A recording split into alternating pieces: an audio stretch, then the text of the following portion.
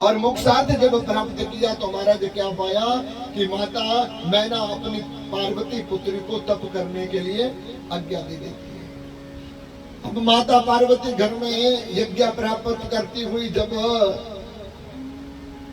जप करने लगी तो उसी जाप के बीच में वेद शिरा नामक एक मुनि आए और हिमालय और मैना रानी को माता पार्वती के जन्म की कथा का वर्णन करते हुए कहने लगे कि देवी तुम्हारी ये कन्या साधारण नहीं है, भगवती दुर्गा है जो दक्ष के घर में सती बन करके आई थी और अब तुम्हारे घर में पार्वती का रूप बना करके आई है, पार्वती के रूप में आई है। इसलिए तुम इस कन्या के मनोभाव को प्राप्त करने के लिए, इस कन्या के जीवन के बारे में जानने के लिए तुम इसे शिव जी की भक्ति करने दो। शिव ही इसके पति होंगे और शिव के सिवा कोई इसे प्राप्त नहीं कर सकता। जब ऐसा कहा तो हिमालय पर्वत वेद शिरा मुनि की बात को मानने लगा और जब मानने लगा तो क्या हुआ, माता पार्वती भी भगवान जी का तप कर रही है। माता पार्वती भी तप कर रही है और क्या कह रही है, उर्धरी उमा प्राणपति चरणा, उर्धरी उमा पति चरणा, जाई भी मन लागे तप करना, जाई भी लागे तप करना। जब माता पार्वती तप करने लगी तो माता पार्वती ने 1 वर्ष तक तो वो भूखे रह करके तप करना प्रारंभ किया। अब 1 वर्ष के बाद अन्न को त्यागा तो अब जल को भी त्याग दिया। अब जब जल को त्यागा तो भी भगवान शंकर नहीं मिले तो फिर उस पार्वती ने शंकर को प्राप्त करने के लिए क्या किया कि अब सांस लेना भी बंद कर दिया। जब सांस लेना बंद किया तो सब देवता लोग बड़े परेशान हो गए और जब देवता लोग बड़े परेशान हुए तो देवता लोग ब्रह्मा विष्णु के पास शिव जी को विवाह करने को मनाने के लिए तैयार होते हैं। ब्रह्मा और देवता लोग पहुंचे कहां पर, मां भगवती उमा के पास। जब उमा के पास पहुंचे तो उमा के पास पहुंच कर करके क्या होता है, बोले उमा के पास पहुंच कर करके उमा के जब तप को देखा तो तप को देख कर करके हमारा मनोरथ सिद्ध होगा, इस बात को जान गए। और जब इस बात को जान गए तो देवता लोग ब्रह्मा स्वयं माता पार्वती के तप को देख करके कहने लगे, क्या कहने लगे, उमा चरित्र सुंदर में गावा, उमा चरित्र सुंदर में गावा, सुनहु शंभु कर चरित सुहावा, सुनहु शंभु कर चरित सुहावा। जब ते सती जाए तनु त्यागा, सती तनु त्यागा, तब ते शिव मन भयो विरागा, तब ते शिव मन भयो विरागा। कतौ मुनि हन उपसि गाना, उपदेश ज्ञाना, कतौ राम गुण करई बखाना, राम गुण करई बखाना। क्या कहा, बोले पार्वती का चरित्र देख करके जब देवता लोग आपस में वार्तालाप करने लगे ना तो वार्तालाप करते हुए देवता ने कहा, महाराज शंकर का कोई ठिकाना नहीं है। जब से सती ने शरीर त्याग दिया है शंकर भगवान जी तो दिगंबर हो गए और दिगंबर हुए भोलेनाथ अब अपने मन में वैराग्य को धारण करने वाले, वैराग्य को अर्जित करने वाले हैं, किसी के उपदेश को ना मानने वाले हैं और वो बिना किसी उपदेश को मान कर करके नृत्यापति राम जी का गुणगान करते थे। राम के बिना उनका कल्याण नहीं है। अब राम जी को ही अपना सर्वस्व मान कर करके वे अपने जीवन को जीना चाहते। इसलिए महाराज वो अब किसी की नहीं सुनेंगे। ब्रह्मा ने कहा कोई बात नहीं, तुम चलो तो सही मेरे साथ। और जब चलने को तैयार हुए तो भगवान शंकर जी के यहाँ पहुंचे। और जब शंकर जी के यहाँ पहुंचे तो शंकर जी के यहाँ पहुंच करके सब देवता लोग शंकर जी से प्रार्थना करने लगे। बोले प्रभु, तारकासुर के भय से सब देवताओं का जीवन बड़ा दुखी हो गया, इसलिए आप ऐसी कृपा करो कि जिस कृपा को करने से तारकासुर का अंत हो जाए। बोले तुम क्या चाहते हो? बोले प्रभु विवाह कर लो, तुम्हारे गर्भ से पुत्र उत्पन्न होगा, वही तारकासुर को मार सकता है, बाकी कोई भी देवता उसे मार नहीं सकते। भगवान शंकर ने कहा महाराज मैं विवाह नहीं करूंगा, मैं विवाह नहीं करना चाहता। भगवान शिव ने जब बिल्कुल इनकार कर दी तो सब देवता लोग बड़े निराश हो गए। अब शिव को कैसे मनाए विवाह के लिए, शिव का विवाह कैसे करें, कैसे शिव को विवाह के लिए माने? तो सब देवता लोग भगवान विष्णु के स्वरूप राम जी का ध्यान करते हैं। राम जी का जब ध्यान किया तो राम जी शिव के गुरु हैं, इसलिए सब देवताओं ने राम जी से कहा प्रभु आप ही शिव को मना सकते हैं, क्योंकि वो तुम्हारे चेले हैं ना। अब गुरु ही अपने चेले की बात को जान सकता है, और तो कोई जान नहीं सकता। तो बोले तुम जाओ और शिव को विवाह करने के लिए तैयार करो। राम जी गए, और राम जी जब गए तो शिव ने आदर किया। आदर कर करके भोलेनाथ जी ने पूछा प्रभु क्यों आए हो? बोले मेरे आने का कारण है क्या? बोले तुम विवाह कर लो। बोले प्रभु विवाह नहीं करूंगा। क्यों? बोले विवाह बंधन है, और बंधन में पड़ा हुआ व्यक्ति कभी अपने जीवन को मोक्षार्थ नहीं कर सकता। जैसे रस्सी में बंधा हुआ बकरा, नृत्यावृत्ति दूसरों के द्वारा पाला जाता है, लेकिन क्यों? स्वार्थ के लिए। वैसे ही महाराज पति की हालत होती है, बकरे की तरह जीवन जीना पड़ता है। मैं विवाह नहीं करूंगा। तुम्हारे नाम ने कहा गृहस्थ अपनाए हो, गृहस्थ को अपना कर करके ही तुम्हारे घर से पुत्र पैदा होगा, और पुत्र जब पैदा होगा तो पुत्र पैदा होकर के देवताओं के शत्रु तारकासुर को मारेगा और कल्याण होगा, इसलिए तुम विवाह करो। अब राम जी ने जब कह दिया तो भोलेनाथ को मानना पड़ा, और जब भोलेनाथ जी को मानना पड़ा तो भोलेनाथ जी कहने लगे बोले प्रभु आपकी आज्ञा को शिवधार्या करता हूँ, आपकी आज्ञा को अपने सिर पर रख देता हूँ। शंकर भगवान जी ने जब ये कहा तो राम ने कहा शिव धार्या नहीं करना है। क्यों?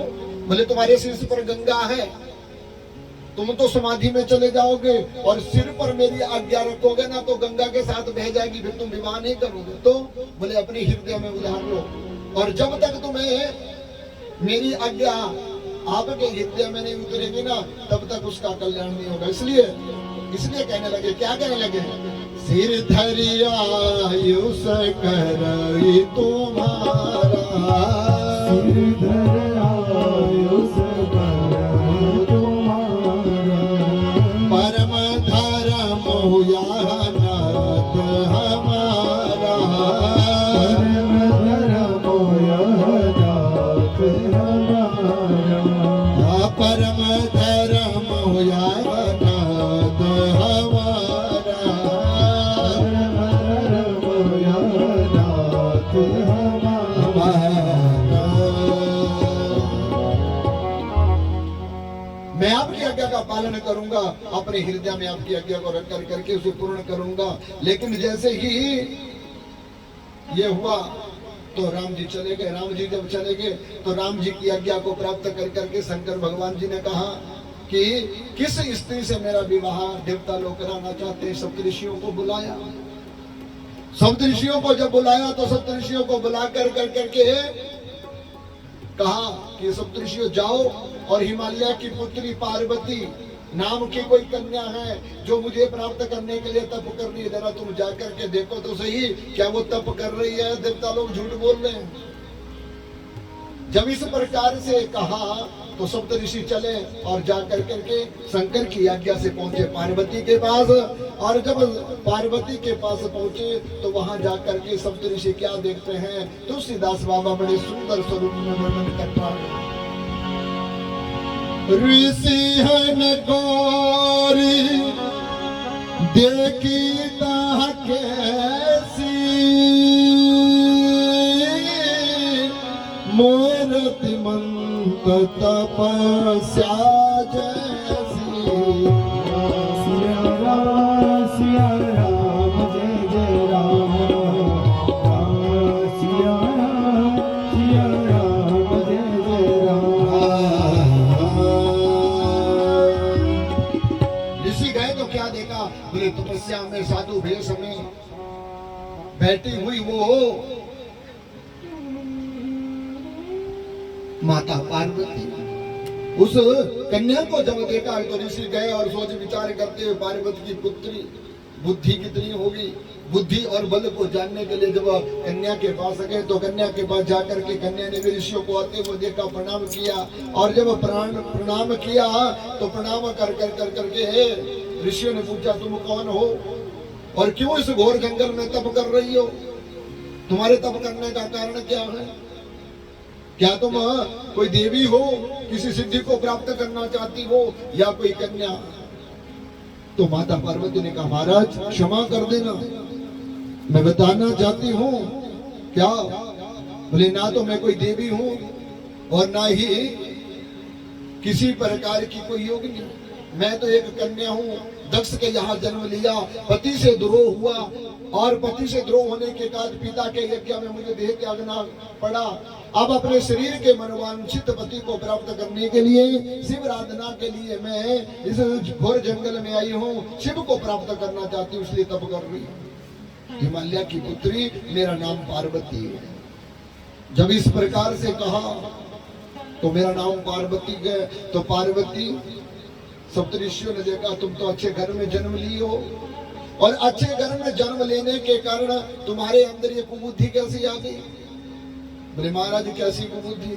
बोले अच्छे घर में पली, अच्छे घर में जन्म लिया, अच्छे घर में पालन पोषण हुआ और अब तुम सब कुछ को प्राप्त करने के बाद एक ढोंगी बाबा शंकर जी से विवाह करने का मन में संकल्प कैसे कर लिया कि जिसका ना तो कोई अपना है, ना कोई पराया, ना घर, ना कोई बार, ना वो एक जगह रह करके अपने परिवार को बसा सकता है, ऐसे शिव के साथ तू विवाह क्यों करना चाहती है?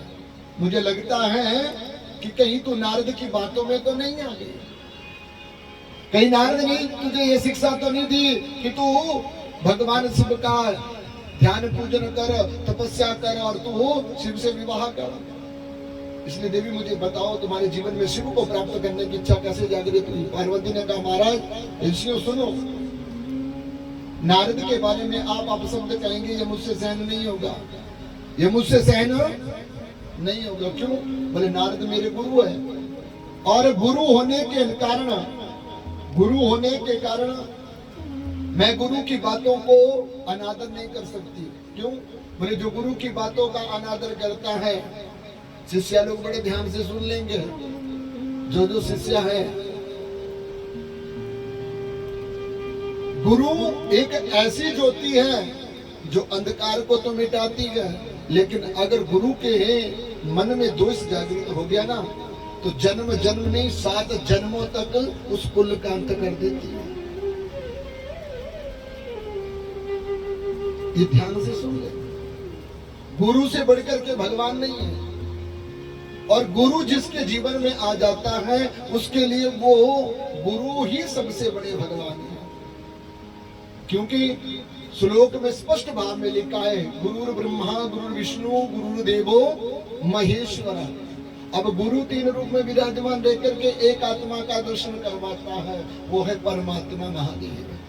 और गुरु के प्रति श्रद्धा, गुरु के प्रति विश्वास, ये नहीं गले में कंठिया लटका दी, गले में गुरु मंत्र का नाम लेते हुए गुरु का नाम लेकर के अपने जीवन को जी रहे हैं, ये गुरु का शिक्षा नहीं है। गुरु का दीपक मानव के लिए उजाला तब करता है जब मिट्टी के दीपक में तेल डाला जाता है, रुई की बत्ती जलाई जाती है और वो बत्ती जब अपने को आग से जला कर करके अपने को जलाती है ना तो लोगों को प्रकाश देती है। ऐसे ही गुरु है जो अपने जीवन का सत्व अपने शिष्यों को देते हैं, लेकिन सेवा के उपरांत। गुरु शब्द बड़ा भारी पवित्र है और गुरु शब्द के वचनों को मानना ही मानव जीवन की सबसे बड़ी शिक्षा है। जीवन में जन्म लेकर करके माता पिता की बातों को टाल देना चल पड़ता है, अपने परिवारजनों की बातों को टाल करके चल पड़ता है। लेकिन गुरु का अनादर अगर कहीं गलती से एक बार हो गया ना तो 100 जन्मों तक 84 लाख योनियों का भुगतान करना पड़ता है, एक बार नहीं। गुरु का अनादर 84 लाख योनियों का भुगतान है। इसलिए गुरु के चरणों में आकर के 84 लाख योनियां कट भी जाती है, और जो अनादर करे उसे 84 लाख योनियों में भटकना भी पड़ता है। अपने जीवन का कल्याण चाहते हो तो सबसे पहले गुरु मंत्र को धारण करने वाले, जिन्होंने गुरु मंत्र लिया हुआ, ऐसा नहीं कि हमारे ही शिष्य हैं, किसी के भी शिष्य हैं, अपने गुरु के प्रति अनादर ना सुने, अपने गुरु के प्रति अपराध ना देखे, अपने गुरु के प्रति अपशब्द ना सुने ना कहें, तो मानव के जीवन का कल्याण होता है। और जो जीवन में अपने गुरु के चरणों में रह करके जीवन जीता है ना, वो गंगा के बीच में रहने वाली मछली की तरह अपने जीवन को व्यतीत करता है। मछली गंगा के बीच में रह करके जैसे अपने जीवन को पवित्र मारती है, वैसे ही गुरु के चरणों में आया हुआ शिष्य अपने जीवन को पवित्र कर लेता है। इसलिए मानव को गुरु के प्रति द्रोह नहीं करना चाहिए। तो माता पार्वती ने भी कहा, बोले प्रभु आप नारद की बात ना कहे। क्यों? बोले नारद मेरे गुरु हैं और गुरु के प्रति अनादर वचन में नहीं सहन कर सकती, क्योंकि कहा गया है गुरु के वचन प्रति ना जेगी, गुरु के वचन प्रति ना जेगी, सपने वो सुगमना सुख सिद्धि देगी, सुगमना सुख सिद्धि देगी, सपने वो सुगमना सुख सिद्धि देगी, सपने सुगमना सुख सिद्धि देगी। जो मानव गुरु के वचनों पर विश्वास नहीं करता ना, वो दुख के सिवा कुछ प्राप्त भी नहीं कर सकता है। इसलिए मैं अपने गुरु के वचनों को भूल नहीं सकती, और नारद के कहे हुए मार्ग पर चलना मेरा फर्ज है। इसलिए ऋषियों तुम कुछ भी कहो, तुम कहते हैं महादेव के बारे में हम जानते हैं, लगता है तुम्हें महादेव के बारे में कोई भी ज्ञान नहीं है, क्योंकि आपने महादेव को कहा महादेव अवगुण भवन विष्णु सकल गुण धाम, जेहि कर मनोरम चाही सन तेहि तेहि सन का, कि महादेव अवगुण है, ना तो कोई घर ना कोई बार। अगर ऐसे भोलेनाथ होते ना तो ब्रह्मा विष्णु महेश फिर उनके चरणों की धूल को अपने मस्तक पर लगा करके चंदन के समान अपने जीवन को निर्मल नहीं करते। मेरे भोलेनाथ के बारे में मेरे गुरु ने जैसा कहा है मुझे वो सब पता है। इसलिए ऋषियों सुनो, मैं तुमसे एक बात और करना चाहती हूँ। क्या? एक बात और कहना चाहती हूँ, मुझे तुम कुछ भी कहो, लेकिन मेरी गुरु के वचनों के प्रति जो प्रीति है वो बदल नहीं सकती। और क्या कह दिया? जन्म कोटि लागे रगर हमारी, जन्म कोटि लागे रगर हमारी, वर्ण वो शंभु न करहु कुमारी, वर्ण शंभु न करहु कुमारी, वर्ण शंभु न करहु कुमारी, वर्ण शंभु न करहु कुमारी।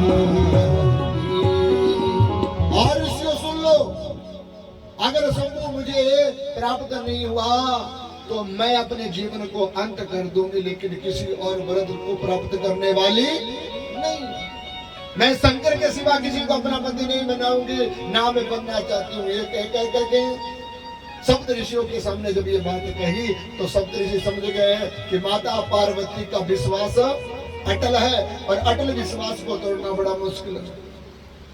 इसलिए सप्त ऋषि अपने रूप में आकर के माता पार्वती को वरदान देते, तेरी खुश तपस्या से हम खुश हैं, इसलिए जिस तप को तू करने जा रही हो ये तप तुम्हारा मंगलमयी हो करके पूर्ण हो।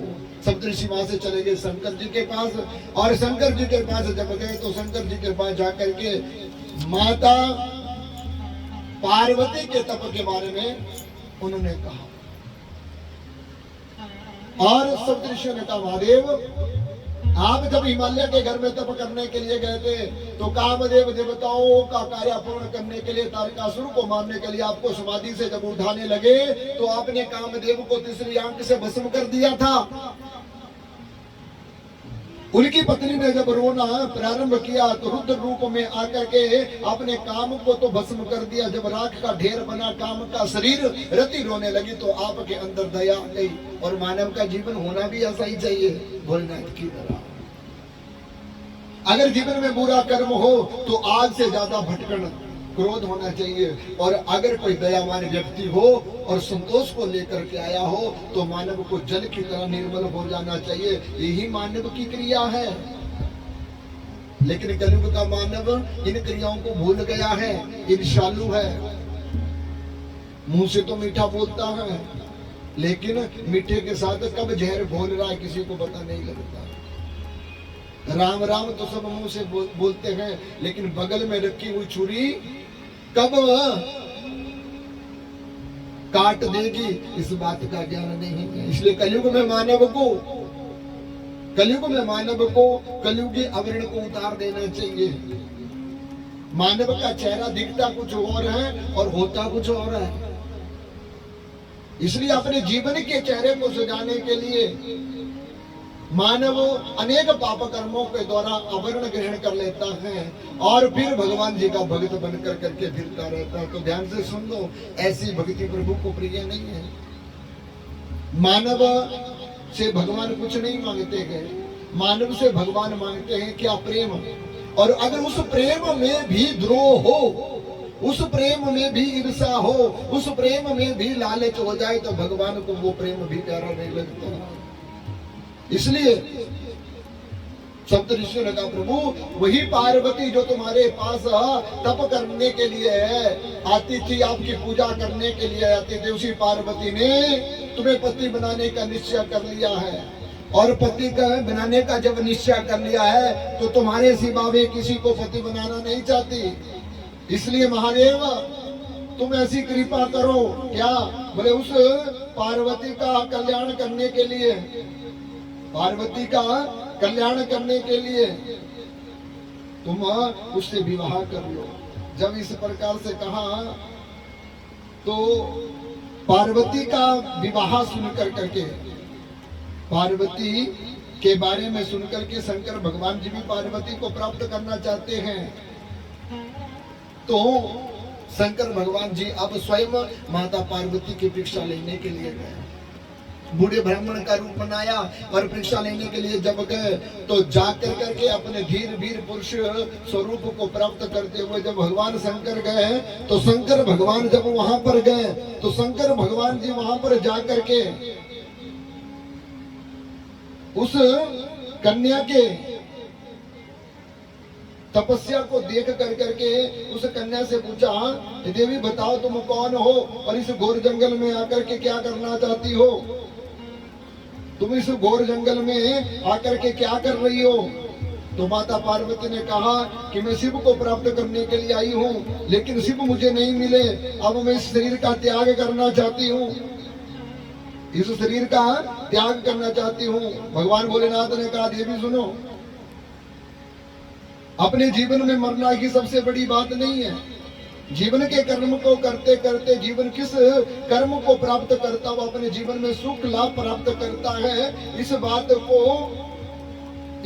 को तुम जान करके अपने कर्म को करते रहो। एक ना एक दिन तुम्हारे जिसको तुमने चाहा है तुम्हारे सामने आएंगे और तुम्हारा कल्याण करेंगे। लेकिन पार्वती क्या कर रही है?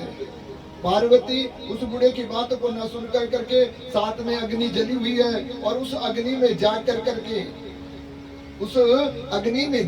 अपने शरीर को जलाना चाहती है। और ब्राह्मण के समझाते भी ब्राह्मण के सामने उस अग्नि में प्रवेश करेगी। जब पार्वती उस अग्नि में प्रवेश करी तो अग्नि ठंडी हो गई। ब्राह्मण ने कहा, देवी पार्वती तुम्हारे तप को तो मैंने देख लिया कि जिसके तपोबल से अग्नि भी ठंडी हो गई, वो कोई थोड़ी सी तपस्या नहीं है, बहुत बड़ी तपस्या। लेकिन बताओ तो सही, तुम ये तपस्या कर क्यों रही हो? बोले शिव को पति बनाने के लिए। साथ में विजय नामक अपनी सहेली थी, उस सहेली से कह दिया, जरा इस बाबा को समझा तो सही, एक तो मेरे जीवन में दुख और ऊपर से ये बाबा मुझे बार बार पूछ कर करके परेशान कर रहा है। तो विजय ने कहा, ये बाबा, ये हिमालय की पुत्री पार्वती है, शिव को ही पति बनाना चाहती है। शिव ने दर्शन नहीं दिए, अपने शरीर को त्यागने के लिए है, इसने अपने शरीर में अग्नि लगा दी है। भगवान बोले, बाबा हंसे, बोले लगता है कोई परिहास मजाक है। अगर इतनी ही बड़ी तपस्वी ये होती तो इन दो शब्दों को बोलने के लिए कष्ट नहीं समझती। कलयुग में भी ऐसा ही है, दो पैसे हो जाते हैं ना, थोड़ा सा मानव के अंदर ज्ञान हो जाता है तो पैसों के साथ और ज्ञान के साथ मानव के अंदर अभिमान आ जाता है। और अभिमान कैसे चलता है? बोले वो व्यक्ति दूसरों की बात सुनने के लिए इच्छा ही नहीं रखता, अपने को ही सबसे बड़ा ज्ञानवान बन जाता है। ये कलयुग का प्रमाण है। उसमें ना तो ज्ञान है और ना ही धन उस मानव के पास रह सकता। तो शंकर भगवान ने जब ये कहा तो शंकर भगवान जी क्या कहते हैं? बोले दो शब्द तो पार्वती भी कह सकती थी। अगर ये दो शब्द पार्वती कह देती तो क्या होता?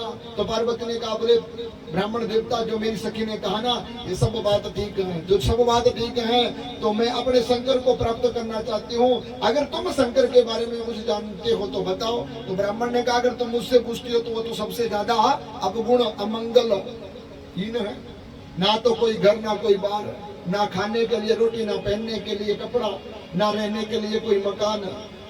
अरे चलने के लिए एक बूढ़ा सा बैल रखा हुआ है और उस बैल पे सवार होकर के अपने जीवन को जीता है। तुम तो राजा की बेटी महलों में रहने वाली हो और वो तो कंगाल शमशान का वासी है, तुम उसके साथ विवाह करना चाहती हो। पार्वती ने कहा, बूढ़े बाबा, मैंने समझा तुम कोई ज्ञानवान हो, लेकिन तुम्हारी पोल खुल गई।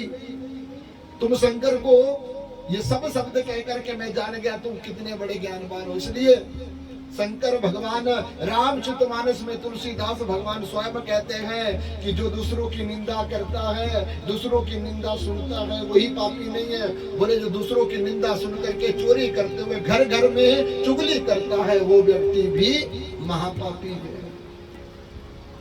इसलिए मानव को अपने जीवन में भगवान शंकर का द्रोह निंदा नहीं सुननी चाहिए। मुझे तो अब स्नान करना पड़ेगा क्योंकि मैंने भगवान के सिवा अपने जीवन में कोई नहीं माना और अपने ही प्रभु की मैं निंदा सुन रही हूँ, अपने ही प्रभु की मैं निंदा कर रही हूँ। जब इस प्रकार से कहा, पार्वती उस स्थान को त्यागने लगी। जब पार्वती उस स्थान को त्यागने के लिए चली तो भगवान जी ने उसका हाथ पकड़ लिया और पार्वती की भक्ति को देख करके भगवान प्रसन्न हो गए। शंकर भगवान ने अपना रूप दिखाया और जब अपना रूप दिखाया तो माता पार्वती से कहा, वर मांगो, क्या चाहती हो? बोले मैं तुम्हें पति रूप में चाहती हूँ। भगवान शंकर ने कहा, तथास्तु, जन्म जन्म का मेरा और तेरा बंधन है, कभी टूटेगा नहीं, तुम ही मेरी पत्नी बनोगी। पार्वती ने कहा, प्रभु एक और वरदान। क्या? बोले तुम अब रिश्ता लेकर के मेरे घर में आओगे, जब तुम मेरा हाथ मेरे पिताजी से मांगोगे तो ही मैं तुम्हारे साथ विवाह करूंगी और विवाह पूरा रीति रिवाज के साथ होगा।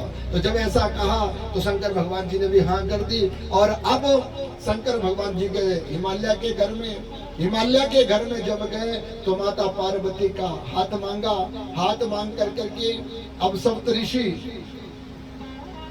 ऋषि शुभ लगन में शंकर भगवान के बाद माता पार्वती का विवाह रखने के लिए लगन पत्रिका को लिखाते हैं। जब लगन पत्रिका को लिखाया तो लगन पत्रिका का जब समय आया तो लगन पत्रिका को लेकर के संत लोग चले और संत लोग चल कर करके भगवान जी के कैलाश पर्वत पर पहुंच गए। अब शुभ समय में भगवान शंकर का विवाह होगा, फाल्गुन मास 14 तिथि, और भगवान शिव पार्वती के साथ विवाह करेंगे। जब इस प्रकार से कहा तो महाराज सब देवताओं के बीच में निमंत्रण बांट दिए गए। और जब सब देवताओं के बीच में निमंत्रण बांट दिए गए तो देवता लोग पहुंचे भगवान शंकर के कैलाश पर्वत पर। सब सुंदर सुंदर श्रृंगार करके आए हैं और जब दूल्हे का रूप देखा तो सब दूल्हे का मजाक बना करके एक दूसरे अपने अपने में हंस रहे हैं। तो भोलेनाथ कैसे? बोले दिगंबर अवस्था में एक पत्थर के ऊपर बैठे हुए, बैठने के लिए बागंबर धारण किया हुआ है, हाथों में रुद्राक्ष की माला, गले में नागों की माला, साथ में त्रिशूल धारण किया हुआ है और उस त्रिशूल को धारण करते हुए भगवान भोलेनाथ बैठे हुए, तो तन पर भस्म रमाई हुई है। ऐसे स्वरूप में बैठ करके देवताओं ने कहा, बोले महाराज जिस शिव को विवाह करना हो तो भस्म रमा करके तप कर रहा है, ऐसा तो तपस्वी विवाह कैसे करेगा? भगवान विष्णु ब्रह्मा गए भोलेनाथ से, बोले प्रभु श्रृंगार करो, तुम्हारा बारात चलने वाली है, तुम्हारा विवाह है। भगवान शंकर ने कहा, बोले अभी तुम चिंता क्यों करते हैं, अभी तैयार हो जाते हैं। जब ऐसा ही कहा तो अब शंकर भगवान जी श्रृंगार करने लगे और जब शंकर भगवान जी श्रृंगार करने लगे तो शंकर भगवान जी का श्रृंगार स्वयं तुलसीदास ने बड़े सुंदर भाव के साथ वर्णन किया है। क्या? शिव ही शंभो गण करहि श्रृंगारा,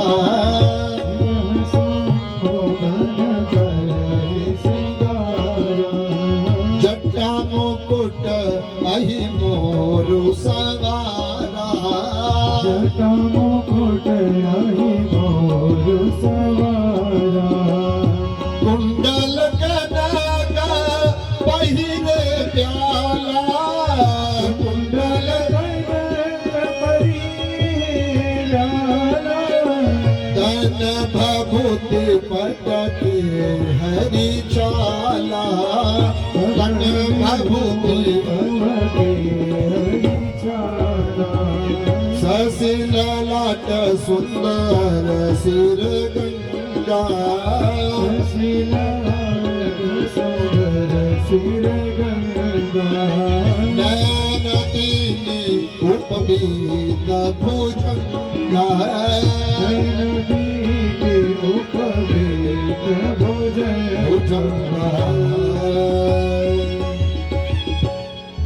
शिव शंभु गण करे श्रृंगारा।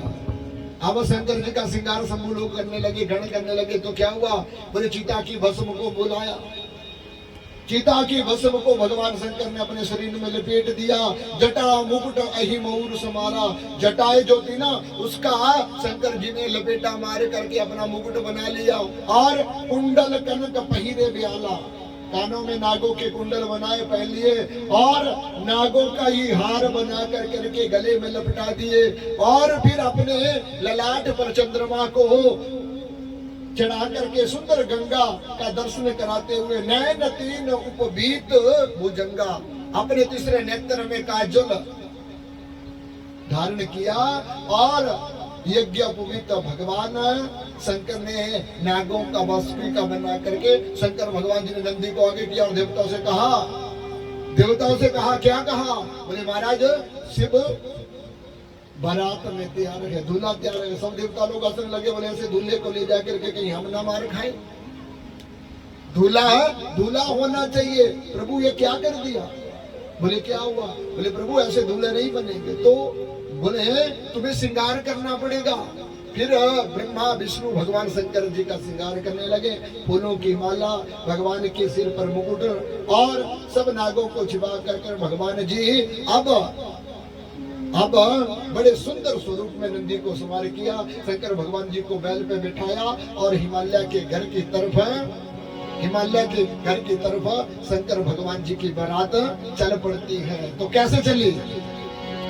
दूल्हा बन करके शंकर चले जिस घड़ी, दूल्हा बन करके शंकर चले जिस घड़ी, कर हिमालय के आना गजब हो गया, बन करके शंकर चले जिस घड़ी, दूल्हा बन करके शंकर चले जिस घड़ी, कर हिमालय के आना गजब हो गया, दूल्हा बन हर हिमालय के आना गजब हो गया, क्या जब शान थी क्या जब रूप था, क्या जब शान थी क्या जब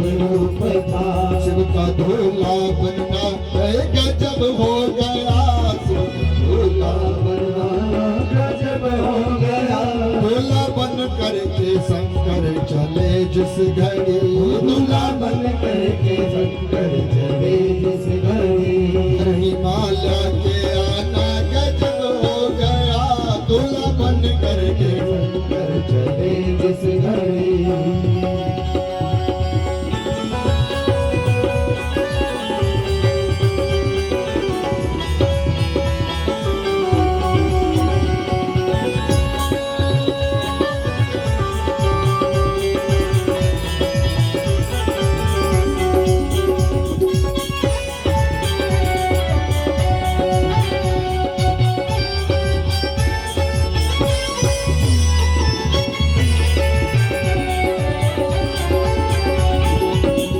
धरती अंबर हिला सबका डमरू बजा, धरती अंबर हिला सबका डमरू बजा, देवता सब चले अपना वाहन सजा, सब चले अपना वाहन सजा। भूत प्रेतों के संग आए शुक्र शनि, भूत प्रेतों के संग आए शुक्र शनि। शिव का भोग रचाना गजब हो गया, दूल्हा बन करके शंकर चले जिस घड़ी। हरिमाला के आना गजब हो गया, दूल्हा बन करके हरिमाला के आना गजब हो गया, दूल्हा बन करके शंकर चले जिस महादेव।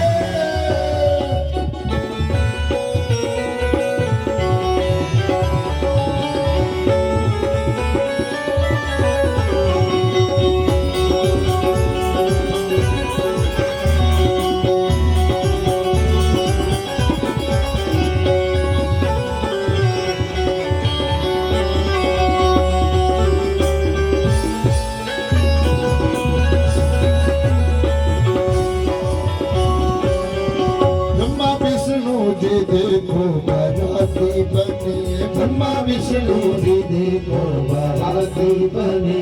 शिव के ब्याह में हिमाचल की नगरी चले, शिव के ब्याह में हिमाचल की नगरी चले। धीरे धीरे लगे साज बजने सभी, धीरे धीरे लगे साज बजने सभी।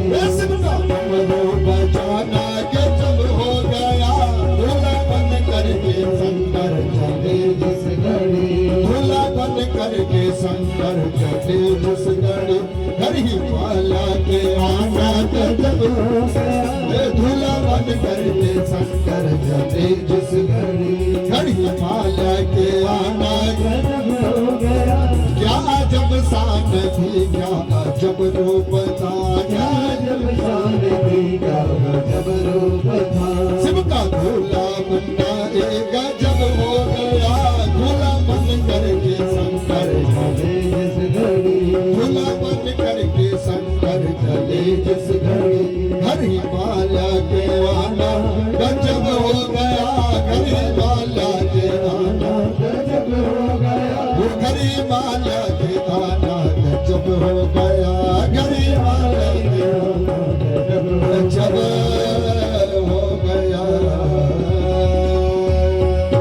और शंकर भगवान जी अब अपने नंदी पर बैठ गए, और नंदी पर जब बैठे हैं, जब नंदी पर बैठे हैं और बारात चली, तो सब नंदी के ऊपर बैठे हुए शंकर भगवान जी का स्वरूप देखने लगे, और बारात हिमालय के घर तक आने लगी। जब सब देवता लोग शिवगणों के बीच में चले, तो शिवगण अपना अपना स्वरूप लेकर के भगवान शंकर का भांग धतूरे का भोग लगाते हुए चल रहे हैं। तो देवताओं ने कहा ऐसी बारात में चलना तो बड़ा मुश्किल है, अब हम सात्विक हैं और शिव के गण तामसिक, अब सात्विक गुण तामसिक के साथ कैसे रह सकता है। देवताओं ने विचार किया, क्या बोले अलग अलग चलते हैं।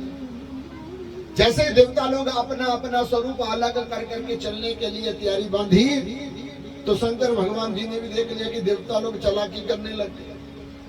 जब देवता लोग चालाकी करने लगे, तो देवता लोगों को चालाकी का प्रमाण देने के लिए भगवान शंकर ने क्या किया, अपना डमरू बजाया। जैसे ही शंकर भगवान जी ने अपना डमरू बजाया, जितने भी भूत प्रेत गण थे, शमशान के वासी थे, सब शंकर के बुलाने पर शिव जी के पास आ गए और बारात में पहुंच गए। अब शंकर के गण सब भूत प्रेत शिव जी की बारात में चलने लगे और बारात जाकर के पहुंची कहां पर? बोले बारात जाकर के पहुंच जाती है हिमालय की चौराहे। जब चौराहे पर बारात पहुंची तो हिमालय के चौराहे पर बारात पहुंच करके सब देवता लोग कुछ अगर बात करनी शिव से हो तो बड़े तरस गए, क्योंकि शिव के गण देवताओं को शिव के पास आने नहीं देते। और जब शिव के गण देवताओं को पास आने नहीं देते तो देवताओं की बात शिव के साथ जो एक नेटवर्क था टूट गया। देवता लोगों ने कहा ये तो हमने क्या कर दिया, अपने को अलग कर करके हमने वो विधि बना दी क्या कि आ बैल मुझे मान, अपने लिए ही घाटा खड़ा कर दिया। अगर शिव कहीं नाराज होकर के विवाह नहीं करेगा ना तो बड़ी मुश्किल हो जाएगी। अब क्या किया जाए? बोले कुछ नहीं, जैसा भी है चलने दो। सब देवता लोग चलने लगे। कोई किसी प्रकार की वार्तालाप कर रहा है और कोई किसी प्रकार की वार्तालाप कर रहा है। सब लोग अपने अपने स्थान पर पहुंचे हिमालय के घर में। तो सखी सहेलियां हिमालय के लोग बारात का जब स्वागत करने लगे तो आगे ब्रह्मा विष्णु महेश इंद्र अग्नि बावन देव सब लोग शिव के बराती बन करके सबसे आगे चल रहे हैं। सबका स्वागत किया तो हिमालय और हिमालय के लोग उन देवताओं को देख करके मन ही मन में बड़े खुशी हो रहे हैं। क्या? बोले जिनके बराती इतने सुंदर है वो दूल्हा कितना सुंदर होगा, जिनके बराती इतने सुंदर है उनका दूल्हा कितना सुंदर होगा। सोची सोच में सब सखियां बड़ा आनंद ले रही है। लेकिन जैसे ही सब देवताओं का स्वागत होकर के निपट गए ना और शिव का मिलने का समय आया तो अब सब देवता लोग तो चले गए। लेकिन जैसे ही हिमालय के लोगों ने शिव की बारात को देखा, जितने भी लोग स्वागत के लिए खड़े थे सब भाग गए। जितने भी लोग स्वागत के लिए खड़े थे ना सबके सब भाग जाते थे। जब सबके सब लोग भागे तो बच्चे तो कह रहे हैं बोले बारात नहीं भूत आ गए, बारात नहीं भूत आ गए।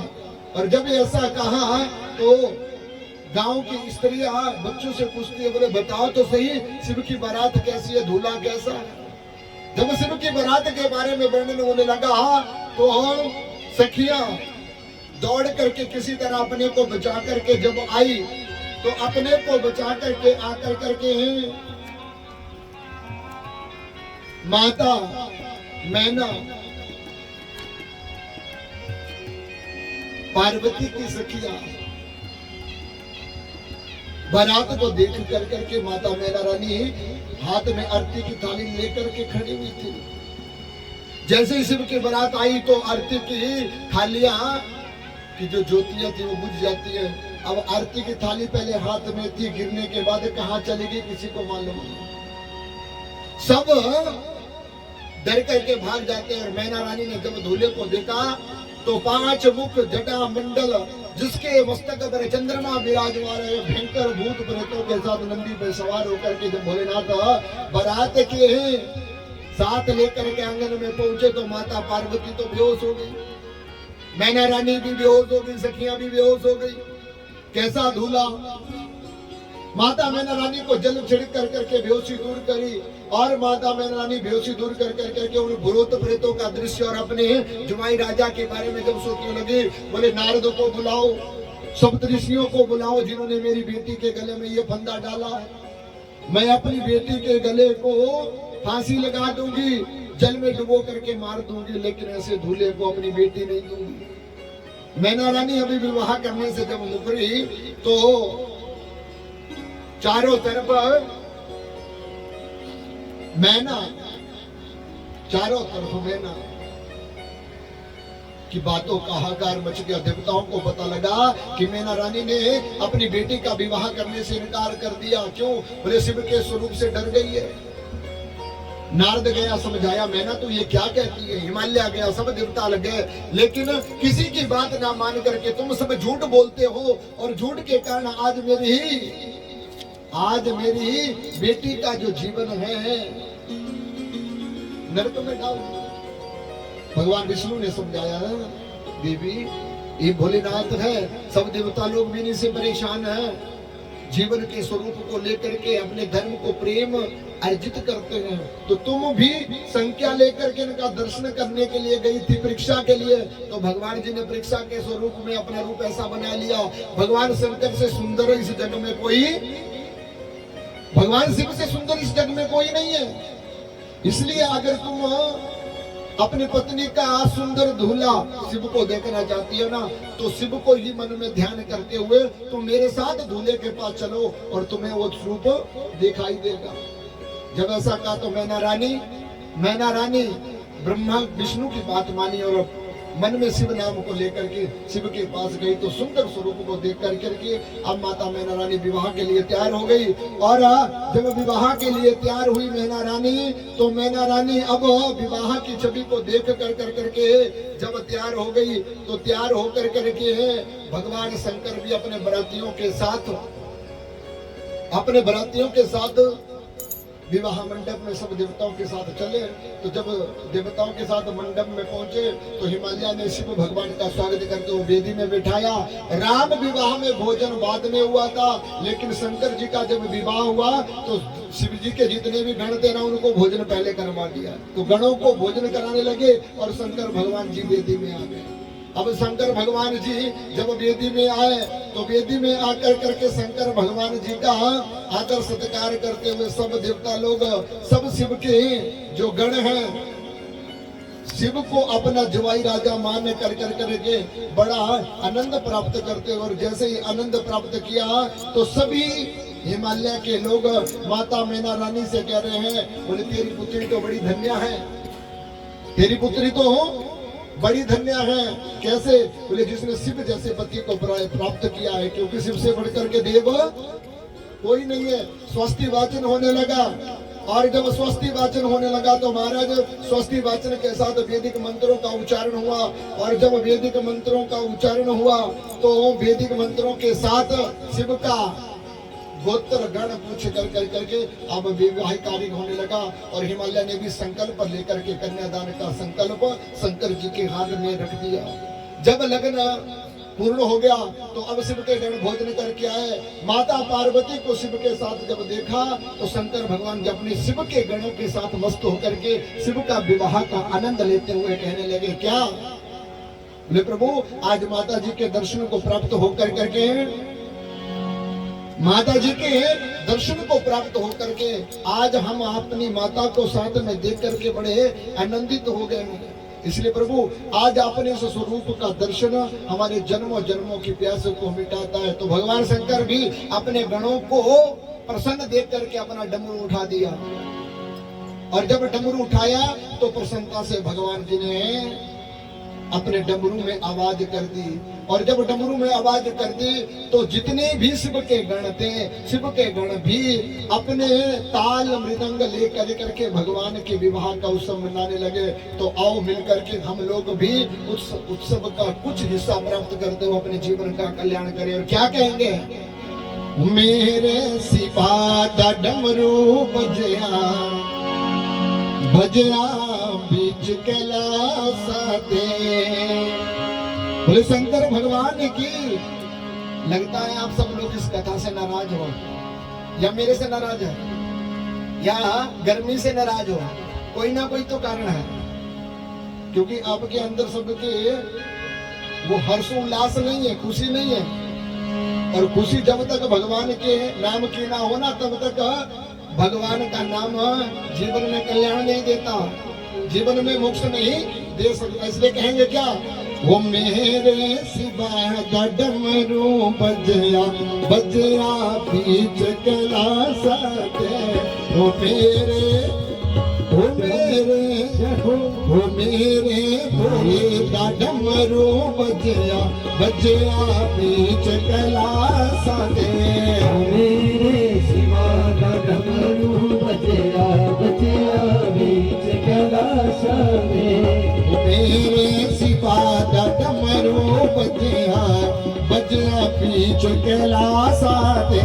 वो मेरे सिवा दा डमरू बजया, बजया बीच कैलाश में। हरि बोल। मेरे ओ मेरे सिवा डमरू बजया बजया बीच गलासा दे मेरे शिवा का डमरू बजया बजया बीच कैलास दे महादेव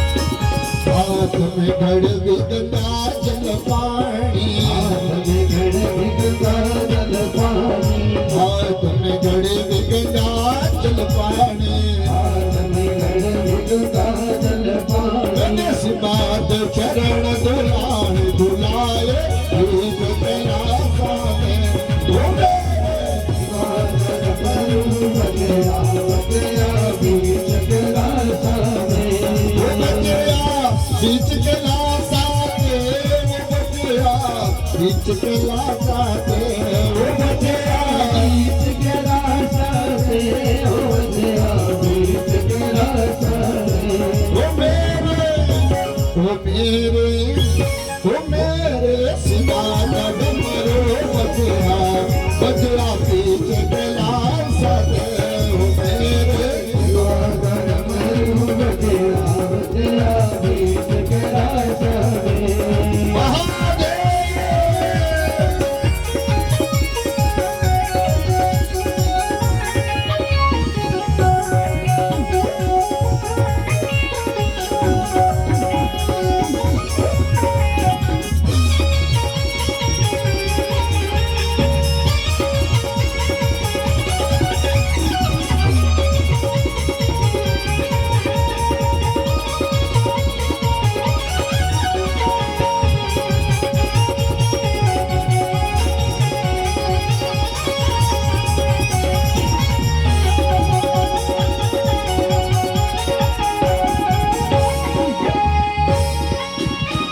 किस चंदनारा भरे कटोरा जगत चंद्राना भरे कटोरा किस चंदनारा भरे कटोरा जगत चंद्राना भरे कटोरा ऐसा बोले जो तिलक लगाना लगाना तू चंदना साथे वो मेरे का डमरू बजया बजया बीच कैलास में वो बजया बीच गलासा दे वो बजया बीच गलासा दे वो बजया बीच कैलास में ओ बजया बीच कैलास में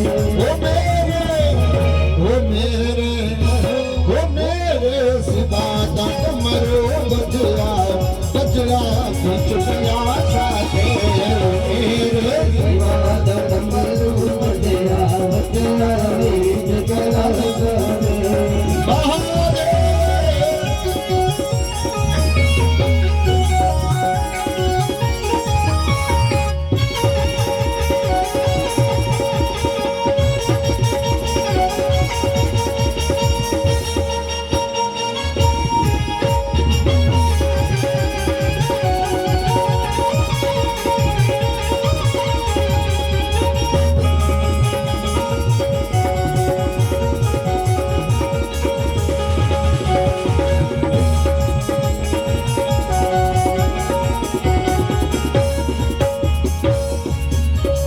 थोड़ी फुलादा में हार बनावा थोड़ी फुलादा में हार बनावा थोड़ी फुलादा में हार बनावा थोड़ी फुलादा में हार बनावा ऐसा भूले जो ऐसा सिद्ध जो ऐसा भूले जो हार बनाया बीच गलासा दे वो मेरे डमरू बजया बजया बीच कैलास में वो बजया बीच गलासा दे वो बजया बीच गलासा दे वो बजया बीच कैलास में ओ बजया बीच कैलास में वो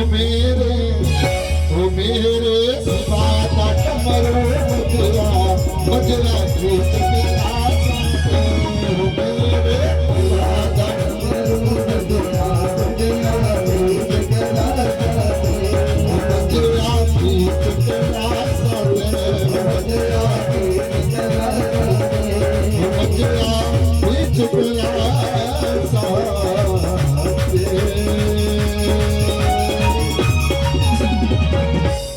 श्री शंकर भगवान की जय। और भगवान शंकर के सानिध्य में सब शिव के गण भगवान शंकर के विवाह का उत्सव मनाते हुए बड़े आनंद से अपने जीवन का कल्याण करते हैं, अपने जीवन का कल्याण करते गए। जब अपने जीवन का कल्याण किया तो शिव के गण बड़े प्रसन्न हैं और शंकर भगवान जी का विवाह प्राप्त करते हुए भगवान जी ने सिंदूर माता पार्वती के शीश पर लगाया।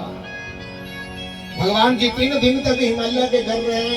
जैसे चौथा दिन हुआ तो भगवान शंकर ने धर्म को देवताओं को आज्ञा देते हुए कहा कि देवताओं अब हिमालय के घर से विदाई मांग लो, क्योंकि हिमालय के घर से विदाई नहीं मांगोगे तो ज्यादा दिन किसी का यहाँ रुकना नहीं चाहिए।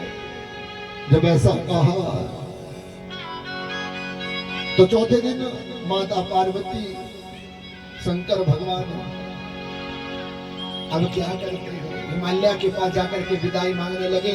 माता पार्वती को मैना रानी विदाई दे उससे पहले मायका छोड़ करके ससुराल जा रही है ना, तो शिक्षा देने लगी। क्या कहने लगी, कतपीत सृज नारी जग माई, कतपीत सृज नारी जग माई, पराधीन सपने वो सुख नाई, पराधीन सपने वो सुख नाई।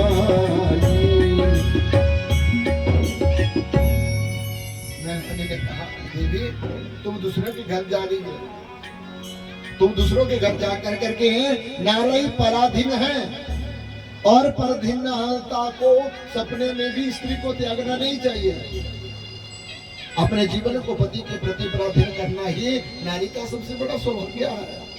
जो पत्नी अपने पति के लिए है पराधीनता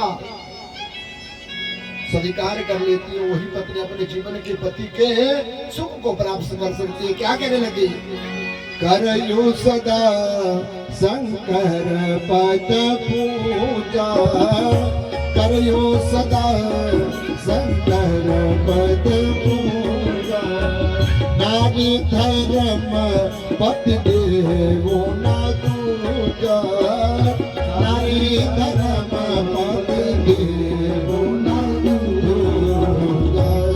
इसलिए देवी मन वचन कर्म से शिव जी के चरणों की सेवा करना, अपने पति की सेवा करना नारी का सबसे बड़ा धर्म है। और जो पत्नी अपने पति की सेवा करती है, अत्रि की पत्नी अनुसुईया,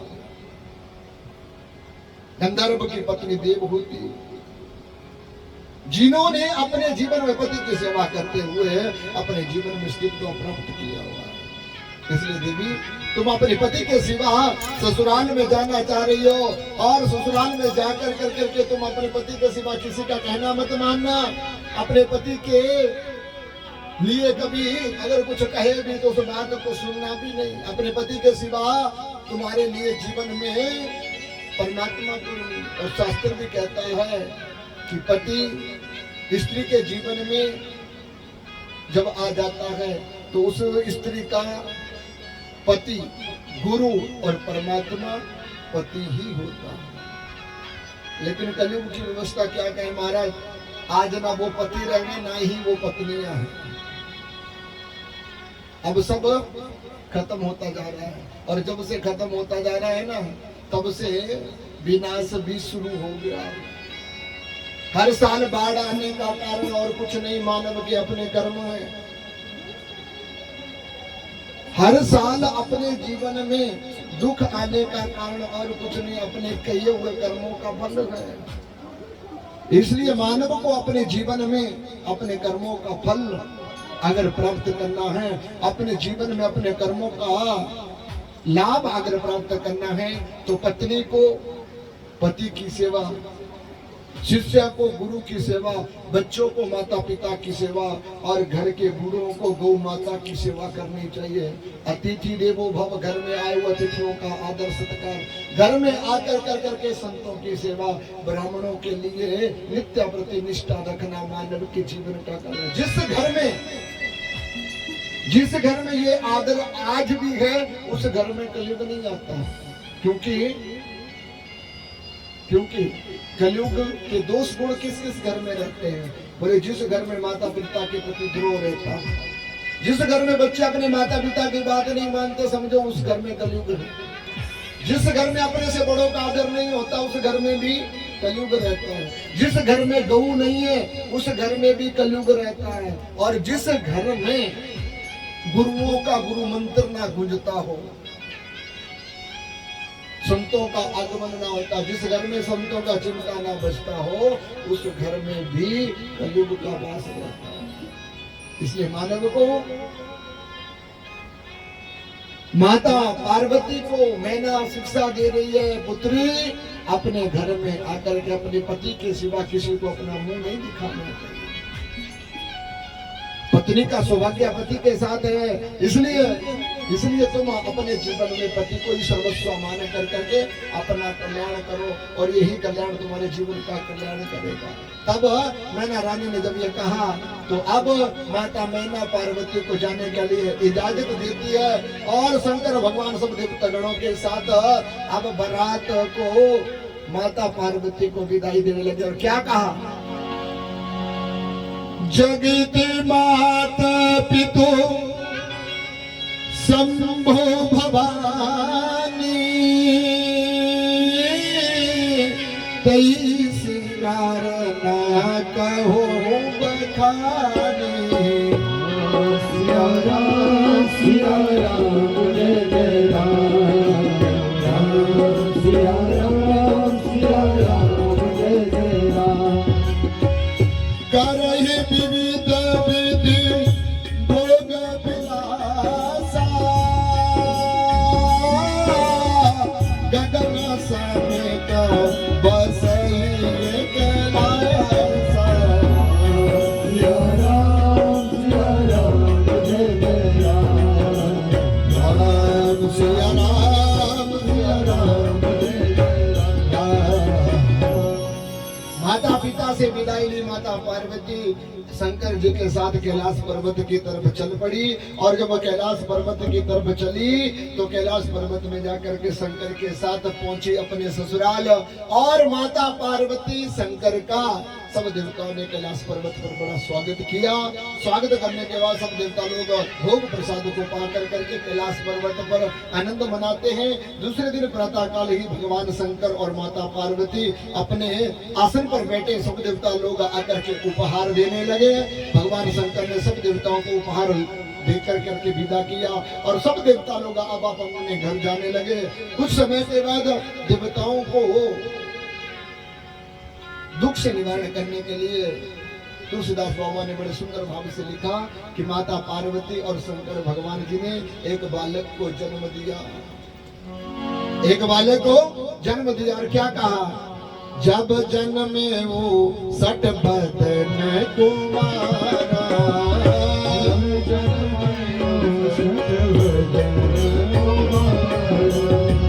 तारक असरो समर जेहि मारा।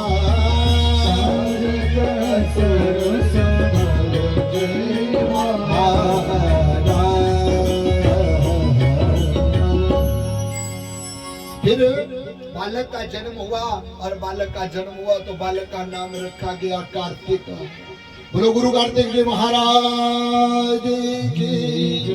कार्तिक 6 मुख वाले हैं, 12 आंखों से देखते हैं और 6 कृतिकाओं के पुत्र होने के कारण उस बालक का नाम कार्तिक हुआ। जब कार्तिक का नाम पड़ा तो कार्तिक ने देवताओं के साथ जाकर के तारकासुर के साथ युद्ध किया और तारकासुर राक्षस को मार भगाया, सब देवताओं को संतोष दिया। फिर तुलसीदास बड़े सुंदर दोहा में कहने लगे क्या? चरित्र शंभु गिरजा मन भेद न पाही पारो, वरनई तुलसीदास किमी अतिमति मंद गवाए। जो बोले भगवान शंकर का विवाह का चरित्र सुनता है वो कितना भी मंदबुद्धि गंवार मूर्ख दोषाकारी क्यों ना हो, शंकर जी के चरित्र को सुनकर कर करके अपने जीवन का कल्याण कर लेता। फिर तुलसीदास बाबा ने जब ये चरित्र कहा तो यज्ञवल्क्य मुनि इस कथा को कह रहे हैं और भारद्वाज मुनि सुन रहे हैं। भारद्वाज मुनि ने अपनी वाणी को रोका, बोले जब अपने श्रोता को तो देख लूं, यही है कि भाग गए। कथा सुनने की बड़ी इच्छा थी ना भारद्वाज को, जरा देख तो लूं कि यही है, ये भाग गए। यज्ञवल्क्य ने जब अपनी आंखें खोली तो क्या पाया, बोले भारद्वाज मुनि समाधि में बैठे हैं, दोनों आंखों से गंगा यमुना की धारा बह रही है। दोनों आंखों से गंगा यमुना बह रही है। गंगा यमुना की धारा को बहते हुए देख करके यज्ञवल्क्य जी ने भारद्वाज मुनि श्रोता को परखना चाहा और पूछ लिया, बोले महाराज आपने पूछी राम कथा और हमने कह दी शिव कथा, क्या आपको बुरा नहीं लगा? तो ये भारद्वाज ने कहा महाराज शिव और राम में कोई फर्क नहीं है। जो प्रभु से प्रेम करता है ना वो शिव से भी प्रेम करता है, जो शिव से प्रेम करता है वो राम से भी प्रेम करता है। कथा तो कथा है, सब दुखों को मिटाने वाली है। इसमें राम की कथा हो या शिव की कथा हो, मुझे तो कथा ही सुननी थी और राम और शिव में कोई फर्क नहीं है। इसलिए तुमने जो कथा कही मेरे मन को लुभा गई, लेकिन भगवान मैं आपसे जानना चाहता हूँ क्या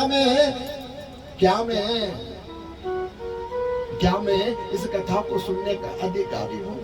जब ऐसा कहा तो यज्ञवल्क्य जी कहने लगे, क्या बिनु छल विश्वनाथ पदने हो, बिनु छल विश्वनाथ पदने राम भगत कर लक्षण ये हो, राम भगत कर लक्षण ये हो। राम भक्ति का लक्षण क्या है? बोले शिव से प्रेम। जो शिव का प्यारा है ना वही राम जी का प्यारा है। तो तुम्हारे प्रति शिव के प्रति जो प्रेम मैंने देखा, उस प्रेम के कारण मैं जान गया हूं कि तुम राम भगत हो, शिव के भगत हो। तब यज्ञवल्क्य ने ऋषि भारद्वाज जी से कहा, बोले प्रभु जब भगवान शंकर का विवाह हो गया, गणेश कार्तिक का जन्म, कार्तिक जी का जन्म हो गया, तारकासुर को मार दिया, तो फिर भगवान शंकर और पार्वती का जीवन कैसा हो? बोले एक समय की बात है, शंकर और पार्वती बहुत समय तक कामों मुक्त शक्ति के द्वारा अपने जीवन को जीते रहे।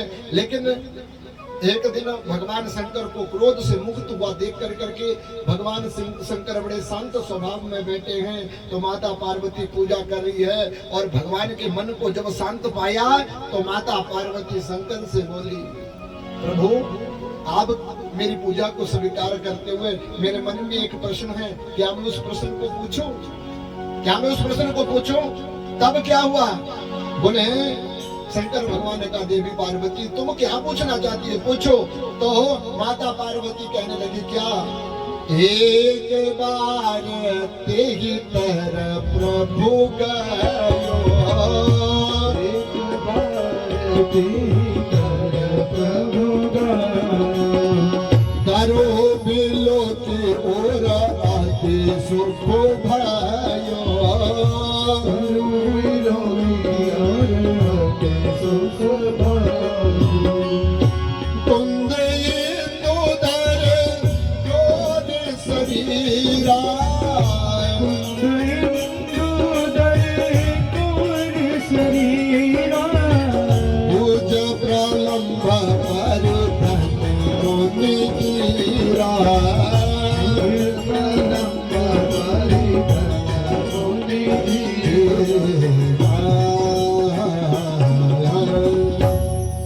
जटा मुकुट सुर सरित सिर लोचन नील विशाल, लील कंठ लावण्य निधि सोय बाल बिंदु भगवान जी को तिलक लगाया, फूल चावल सब पूजा करी और भगवान जी को भोग लगा करके कहने लगे, बोले प्रभु आज आपका सिर बड़ा सुंदर और सुशील लग रहा है, लेकिन प्रभु आपके सामने बैठी हुई आपकी ये दासी आपके अवसर और आपके सुंदर चरित्र को देख कर करके आपसे जानना चाहती है, बार बार प्रणाम करना चाहती है, क्या मेरी भक्ति आपको प्रिय लगती है? क्या आप मेरी भक्ति से प्रसन्न हो?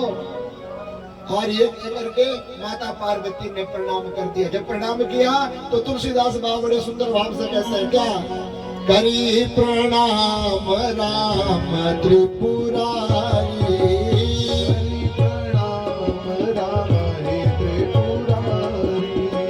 हर्षि सुधा समगीर उचारी,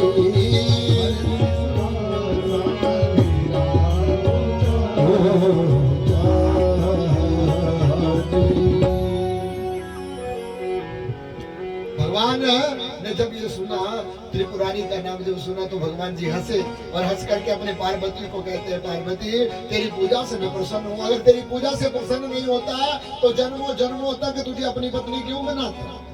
आज तेरी पूजा से, तेरे शरीर को, तेरे भोजन से, तेरे भजन से मैं बड़ा प्रसन्न हूँ, मांग क्या मांगती है? माता पार्वती ने देख लिया बहुत अच्छा सुनहरा मौका है, लेना देना तो चला रहेगा, लेकिन ज्ञान जो है ना कभी कभी मिलता है, क्योंकि शास्त्र भी कहता है दीपक के तले अंधेरा होता है। जिस घर में बड़े ज्ञानवान होते हैं ना उस घर में सबसे ज्यादा मूर्खता आती है। जिस घर के लोग ज्ञान को रखते हैं ना उस घर के अंदर सबसे ज्यादा मूर्ख लोग पाए जाते हैं। क्यों? बोले ज्ञान दूसरों के लिए होता है, अपने घर के लिए नहीं होता। कलयुग का प्रमाण है।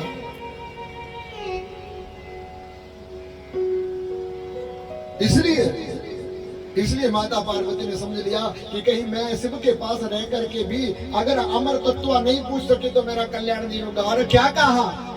पार्वती बल अवसर जानी, पार्वती बल अवसर जानी, गई शंभु पे महत भवानी, गई शंभु पे महत भवानी, ज्ञानी प्रिया दरुत कीना, ज्ञानी प्रिया दरुत कीना, वाम भाग आसन हर दीना, वाम भाग आसन हर दीना।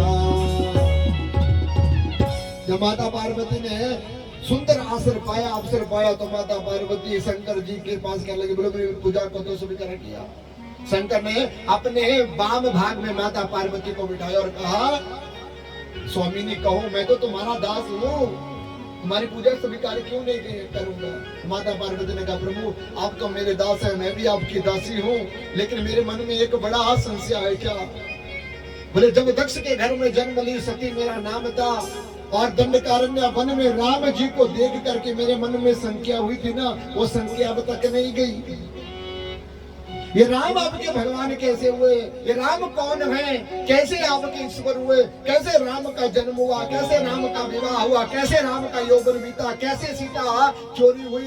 कैसे रावण ने सीता का हरण किया? कैसे राम ने रावण को मारा? कैसे 14 वर्ष का वनवास काट करके राम वापिस आए? मैं ये जानना चाहती हूँ प्रभु, मुझे वो सब राम जी की कथा सुनाओ जिसको सुनने से मानव अपने जीवन में अमृत प्रदान कर लेता है। तो क्या कहा?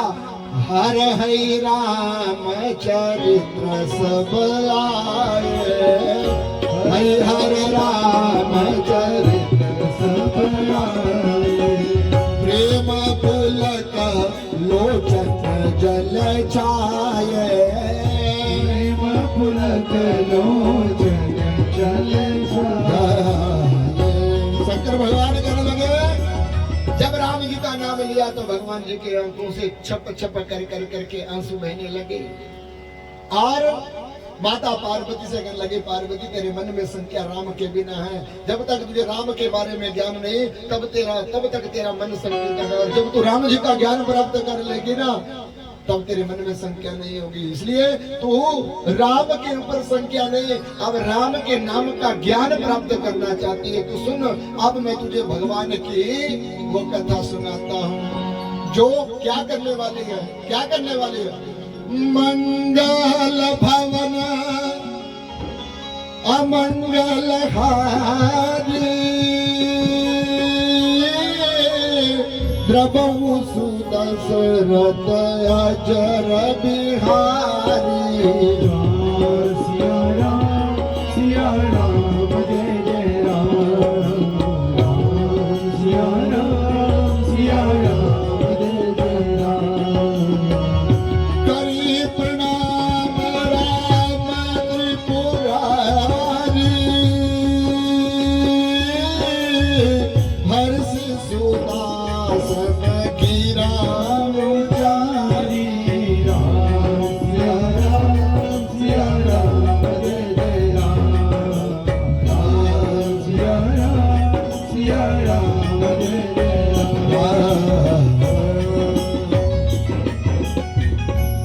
मंगल भवन अमंगल हारी द्रवहु दशरथ अजर बिहारी। वही भगवान मंगल अमंगल के करते जिसने भगवान जी के दशरथ जी के घर में जन्म लिया। द्रवहु दशरथ अजर बिहारी, और दशरथ के जीवन का कल्याण किया।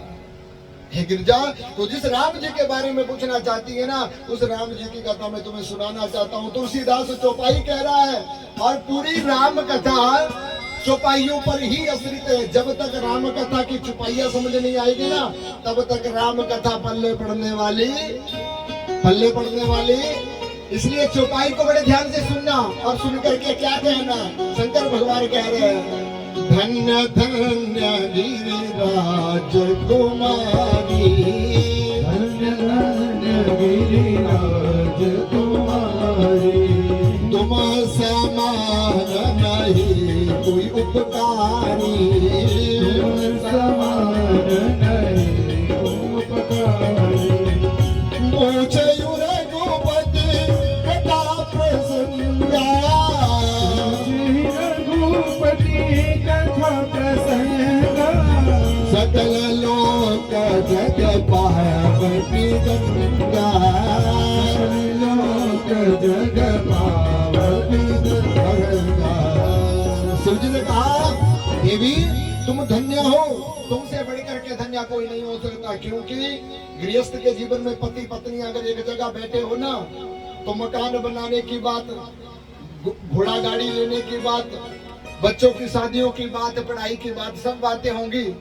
लेकिन राम जी के चरणों की या कथा की बात कोई नहीं करता है। आज के गृहस्थ के जीवन में लड़ाई हो सकती है, लेकिन राम कथा की बात पति पत्नी नहीं कर सकते। लेकिन धन्य है शिव और पार्वती जो अपने जीवन में बैठ कर करके भगवान राम जी के चरित्र को जानने की बात कर रहे हैं। सीता ने पूछा राम कौन है, तो शंकर भगवान अब कहने लगा, बोले पति पत्नी के बैठ कर करके प्रेम करना, काम को याद करना, अनेक प्रकार के कामों की बात करना हो सकता है, लेकिन भगवान की भक्ति पति पत्नी के बीच में हो, ये तो सबसे बड़ी भक्ति है।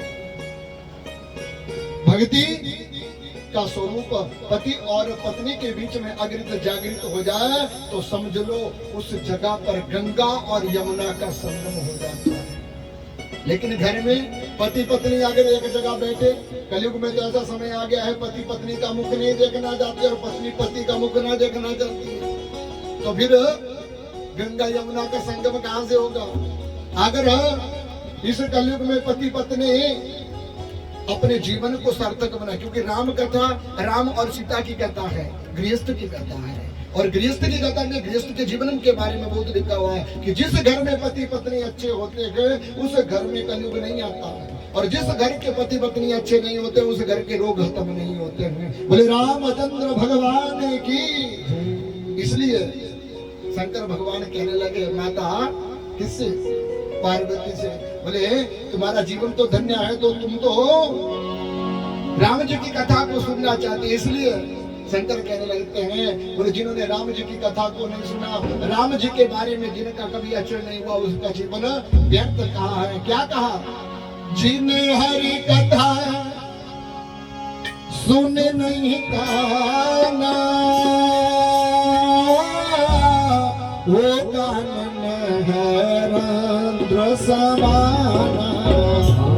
सिया राम जय जय राम, राम सिया राम जय जय राम। नैनन संता दरस नहीं देखा, लोचन और पंख कर लेखा। सिया राम जय जय राम, राम सिया राम जय जय राम। बोले जिन मानव के जीवन में राम कथा कान में नहीं पड़ी, जिनके जीवन में राम कथा का गुणगान मुख से नहीं गाया गया, जिनके हाथों से राम कथा में सेवा नहीं हुई, उस मानव का जीवन पशु की तुल्य है। पशुओं को भी 2 हाथ 2 पैर दिए गए हैं और मानव को भी 2 हाथ 2 पैर दिए गए, लेकिन भिन्नता क्या है? बोले पशु हाथ को हाथ नहीं टांग समझ करके चलते हैं और आदमी टांग को टांग और हाथ को हाथ समझ करके चलता है। बस इतना सही फर्क मानव का और भगवान का है। मानव के पास हाथ समझने की विधि है, टांग समझने की विधि है, लेकिन भगवान को समझने का मन। इसीलिए मानव भगवान से दूर है। और भगवान को अगर मानव प्राप्त करना चाहे तो राम बोलने में कोई पैसा नहीं लगता। राम बोलने में कोई पैसा नहीं लगता, लेकिन राम बोलने में दिक्कत बड़ी होती है। लोग कहते हैं राम आता ही नहीं। आएगा कैसे जब आप राम को बुलाएंगे नहीं? और राम को अगर पाना चाहते हो तो राम को प्राप्त करने के लिए राम बोलने की आदत डालनी पड़ेगी। और जब तक राम नहीं बोलोगे ना, तब तक राम आएंगे नहीं। दशरथ ने राम को प्राप्त करने के लिए 10,000 वर्ष तक तप किया, फिर राम मिले। अब बड़े बड़े विद्वान कहते हैं महाराज दशरथ की उम्र कितनी थी? तो सतयुग में 1,00,000 वर्ष, त्रेता में 10,000 वर्ष उम्र मानव की होती थी। द्वापर में वही उम्र 1,000 वर्ष की है और कलयुग में वो उम्र 100 वर्ष की हो गई है। क्यों? बोले 100 वर्ष की उम्र इसलिए होगी क्योंकि कलयुग का मानव धर्म के 3 पांवों को काट चुका है। सत्य, सोच, दया खत्म है। हमेशा हम असत्य करना चाहते हैं, बुरा करना चाहते हैं। दया नाम की तो चीज नहीं है। बेटी बाप के गर्भ से जन्म लेकर के, माँ के गर्भ से जन्म लेकर के जन्म लेती है और उन्हीं माँ बाप को त्याग कर करके दूसरों के घर में चली जाती है, तो फिर धर्म दया कैसे रहेगी? प्रेम कैसे रहेगा? सोच मानव नित्य प्रति गौ हत्यारा, ब्राह्मण हत्यारा, संत हत्यारा, अपनों के प्रति जो प्रेम था 2-4 साल वर्ष मिल गए ना तो वो प्रेम खत्म हो जाता है।